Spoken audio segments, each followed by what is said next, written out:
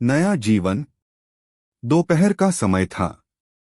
महाभारत के रचयिता वेदव्यास जी ब्रह्मा नदी के तट पर बड़े ही उदास, बड़े ही खिन्न बैठे हुए थे। नदी कलकल स्वरों से बह रही थी। सामने पर्वत की चोटी पर बिछी हुई बर्फ के ऊपर सूर्य की सुनहरी किरण खेल रही थी। पर्वत के नीचे वृक्षों पर कलकंठों से पक्षी गा रहे थे, पर वेदव्यास जी के लिए प्रकृति का वह वैभव बिल्कुल निस्सार था। वे उदास मुख विचारों में खोए हुए थे।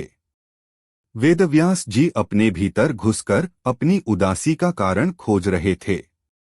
वे सोच रहे थे, उनकी तो किसी में कोई आसक्ति नहीं, फिर उनके मन में यह खिन्नता किस बात के लिए? बहुत खोजने पर भी वेदव्यास जी कुछ खोज नहीं पा रहे थे, बहुत सोचने पर भी कुछ सोच नहीं पा रहे थे। आखिर उन्होंने सोचा, मन की यह उदासी इस तरह तो दूर होने वाली नहीं। इसे दूर करने के लिए आसन लगाकर बैठ गए। उन्होंने ध्यान में नेत्र बंद कर लिए। कितने क्षण बीत पाए थे कुछ कहा नहीं जा सकता। सहसा नारद वीणा के तारों पर मधुर स्वर लहरी में प्रभु की प्रार्थना का गान करने लगे। वेदव्यास का ध्यान टूट गया। उन्होंने नेत्र खोलकर देखा, वीणा बजाते हुए महर्षि नारद खड़े थे।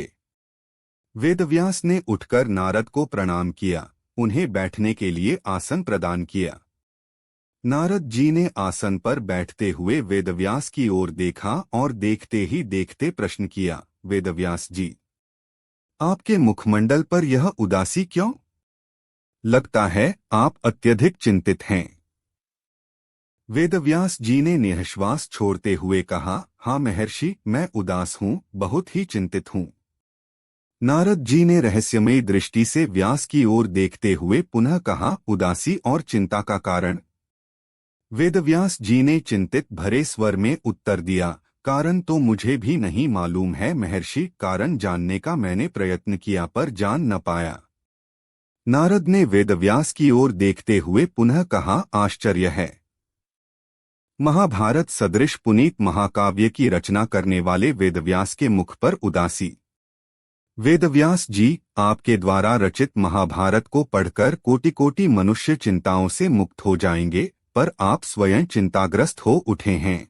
यह कितने विस्मय की बात है। वेदव्यास जी ने सोचते हुए उत्तर दिया, हाँ महर्षि, मैंने महाभारत महाकाव्य की रचना की है।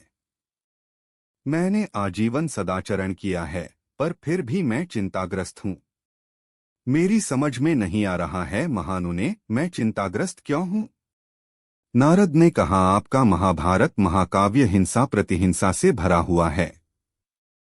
हो सकता है उसी हिंसा प्रतिहिंसा के कारण आपका मन खिन्न हो गया है। वेदव्यास जी बोले, हो सकता है मेरी खिन्नता का कारण वही हो। मैं उसके लिए जप करूंगा नारद जी। नारद ने कहा, माता सरस्वती ने आपको ग्रंथ रचना के लिए भेजा है, जप के लिए नहीं।